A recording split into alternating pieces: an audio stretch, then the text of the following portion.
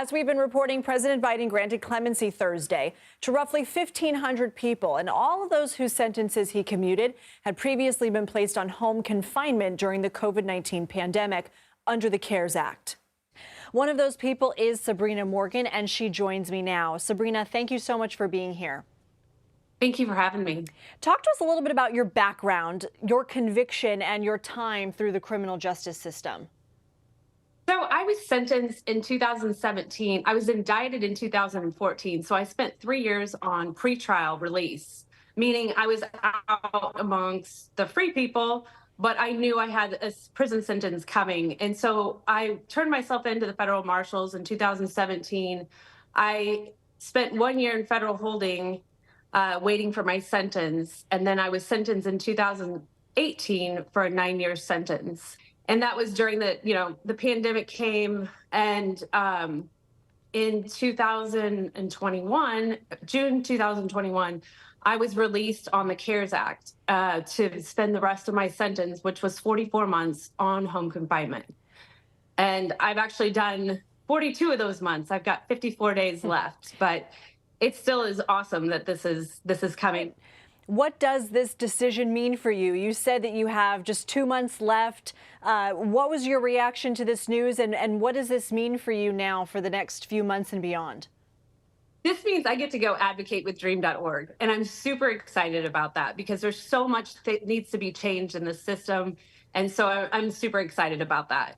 Candia Milton was the one that got to deliver the message to me that I was getting clemency, and so it's been incredibly exciting. And you've written about how when you actually got indicted by the federal government, and I don't believe that people, should be defined by the worst mistakes of their lives, but it was for conspiracy to distribute large quantities of methamphetamine and heroin throughout several counties in Missouri. But you say it was a relief when you got indicted and the beginning of your journey to where you are now. There are some people who may be sitting at home and they look at someone who has been through the system, pleaded guilty, been in prison. They look at people as a criminal. What do you want those people to know?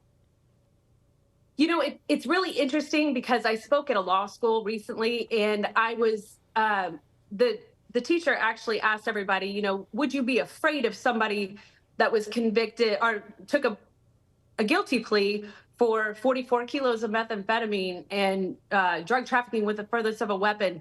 And they all said yes. And then I got up and spoke. And what was very interesting to me is everybody around me said that they would be worried. They would be nervous to be in the presence of somebody like me. And then I got up and spoke to them and watched their faces as I spoke, as I became a human before their eyes. What I want them to know is don't be afraid of those people. There's so many of us that come out on the other side, a completely different person. I mean, our sentence gives us that opportunity to come out and relieve ourselves from all of the hidden secrets, the double lives that we've lived in the past. And now, okay, here it is. I was able to be extracted from the drug world. I was able to start seeing things in a different light. And now I see all these people that are amazing, that are coming out, that came out on the CARES Act with a less than 1% recidivism rate. We worked hard for this.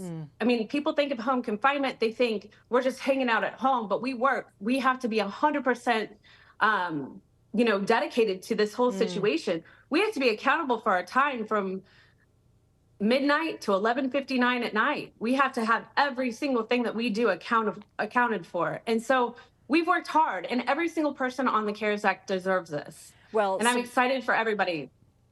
Sabrena Morgan, we certainly appreciate you coming on and telling your story. We look forward to seeing more of what you're doing for dream.org. Thank you for your time.